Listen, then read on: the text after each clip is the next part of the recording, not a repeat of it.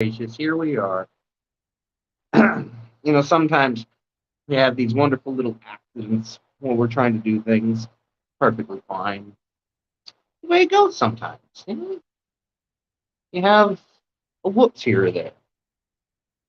But what is life without a whoops here or there?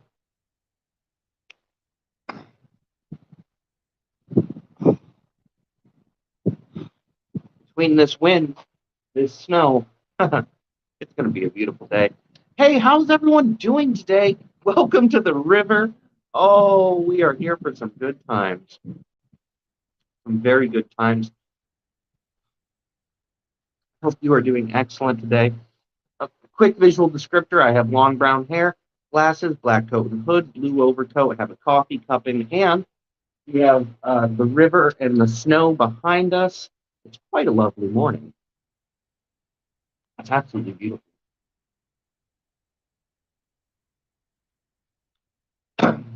I'll be fair, though.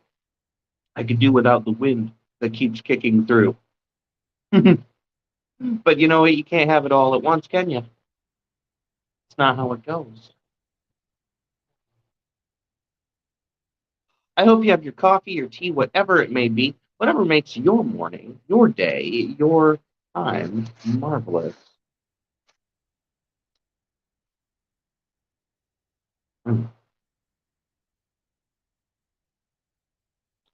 Little pop through here. Looks like everything's going great, and that's what we need. Get yourself a sip.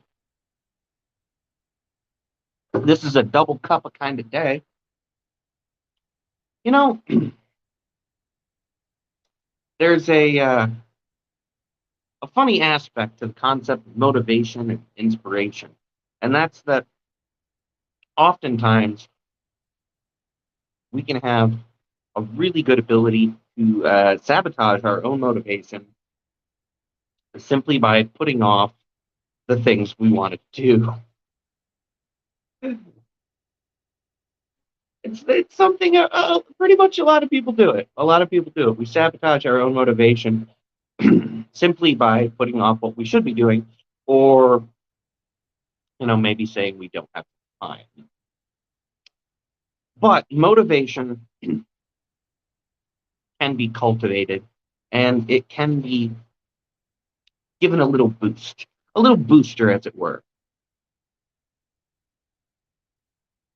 You can boost your own motivation, and you can boost your own inspiration, and you can cultivate a very specific kind of workflow for yourself as an artist, as a creator, but not just as an artist and creator, really as anyone. No matter who you are, there's tons of ways to boost your motivation for yourself for what you want to do.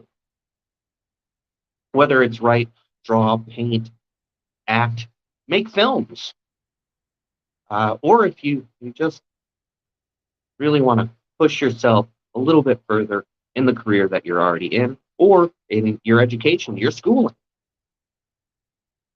Hmm. So let's talk motivation. Oh, motivation is a tricky thing.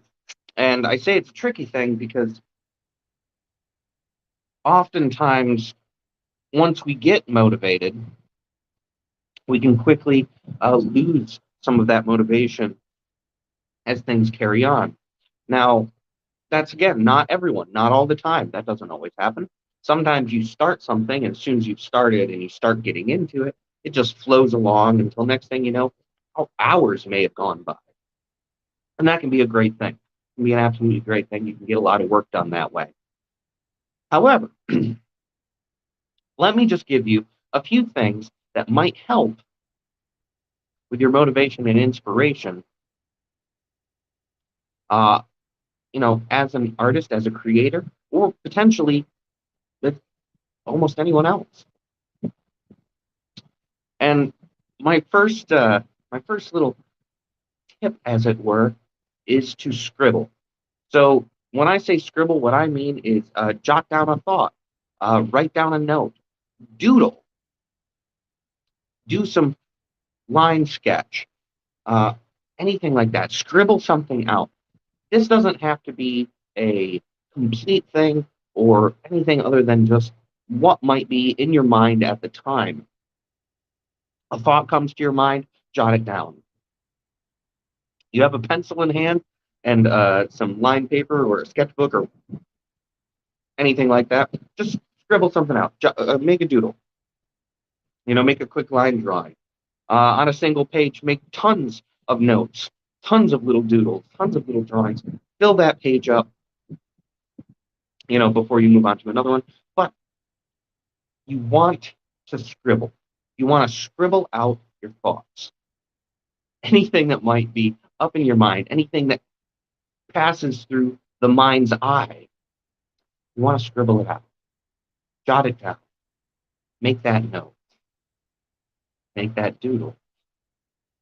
What this is going to do is it's going to get those thoughts kind of into a nice, tangible workspace. This point between imagination and creation. And they don't have to be completed things. They do not have to be finished things. It just has to be whatever comes to mind. And I would actually recommend carrying with you a notebook, or they have rocket books. I have a rocket book I carry in my bag, and I have a notebook with me most of the time. But there's tons of ways to take notes. You can leave voice notes to yourself on your phone. You can make notes on your computer, wherever works for you. Record, jot, however you want to do it. Point is, make it a normal practice, and leave yourself prepared to do this. You're going to want to integrate it into your day-to-day life. Scribble down your thoughts. Scribble.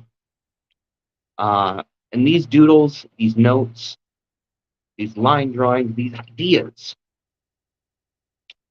they're really going to help get the creative juices flowing, and that's something we want.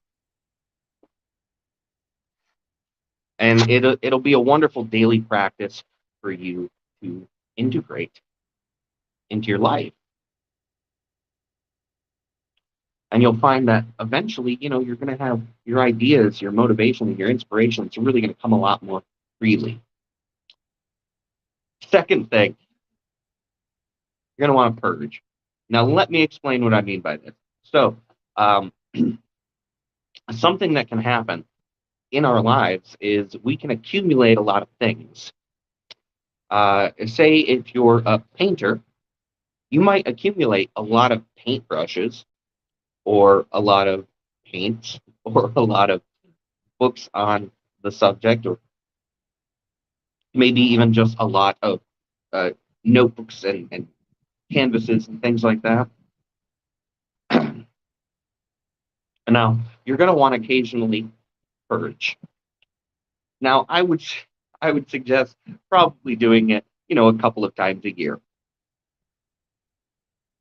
But you can do it every month, every week, depending on how much you accumulate, when you accumulate, how it fits best with your life. If you have like a full studio, you might want to go through and purge every month.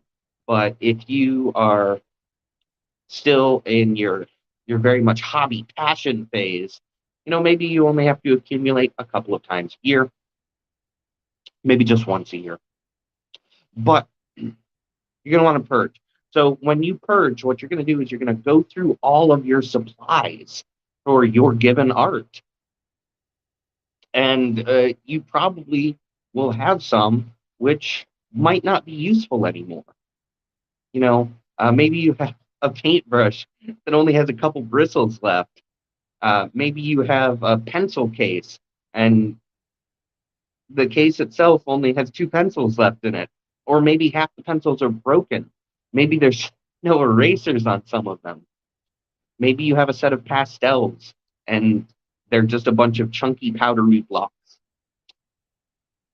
Maybe you have notebooks, which you used half of the paper in, and the other half is sitting there unused. Well, you're going to want to cycle that to the front. Instead of getting a new notebook, cycle the half-used one to the front and make that your go-to notebook. These purges are going to help out a lot because you're going to declutter your workspace, but you're also going to declutter your mind. You're going to realize, okay, I don't need to buy that extra notebook, or I need new paintbrushes. Maybe you're going to see that you do need new paintbrushes, and when you pick up those new paintbrushes after purging your old ones that are no longer as useful, suddenly you have something new to create with. And that's going to really help with your personal motivation and your personal inspiration. You're going to have conduit, direction, and it's going to kind of remind you of all you've been doing, and it might reinvigorate what you want to do. So, purge. You don't have to do it a lot, but purge. Try to make it at least a yearly process. And because we are nearing, at least here where I am, we're nearing the spring, we're getting close to a time where purging, it really works out nicely for your yearly clean, your big spring clean, of rearranging everything in the home, or the office or studio, or wherever it is that you need to do this. So yes, go ahead. You're going to want to bring that into concept in, at least mull it over, purging. And our last thing that I'm going to talk about today is talking it out. So, and that seems, again, so obvious. We need to talk things out. But perhaps you are stuck on a project, or perhaps you have a blank sheet in front of you, or a blank notebook, or a blank computer screen, or whatever that might be. And you want to do something creative, but you just keep getting stuck in the what do I create process. So what you're going to want to do is talk it out. So, and you can record yourself when you talk it out, or you can jot notes when you talk it out. Regardless, you want to talk it out. So talk out what you want to do, what you want to create. What are the things that you need to do in order to make this creation, this new thing? Maybe you've already gone ahead and you've scribbled, and then you had your inspiration. Oh, I want to do this thing. And then you purged your old supplies and you're sitting there with new supplies and new ideas. Talk it out. You're going to want to talk it out, talk yourself through what you're going to do. Make a verbal or a visual or a mental outline. And of course, you can always make a physical outline of what you're going to do. And maybe that's going to be what you need to do. Maybe that first page of blank document, of blank canvas, is where you are going to make your outline. And that's a perfectly wonderful idea. Go ahead, give it a shot. I guess in summary, my tips for the day are scribble, purge, and talk it out. All right. Now, don't forget you deserve an extra cup of the day. This is some good coffee. Coffee, tea, whatever it may be, whatever gets your day going, have an extra cup. Before I get going, though, today, what I want to do is I want to tell you about the fact that I actually now have stories available through Kindle Vella. And depending on where you're joining me, there's going to be a link somewhere nearby for that.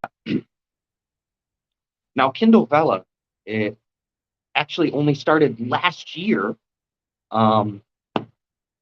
It's a new episodic story telling platform for authors. What Kindle Vella does is they go ahead and they allow you to publish individual episodes or short chapters of a story and then make those available on the Vella platform so anyone can come along, they can find it, and you don't have to spend money when you first check out a Kindle Vella story. The first 3 episodes are free.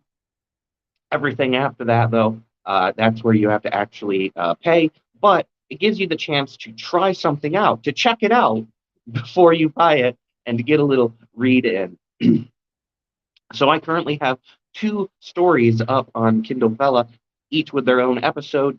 But somewhere nearby, there is a link for 30 Days in the Apocalypse with Dr. Ciencio Magnifico.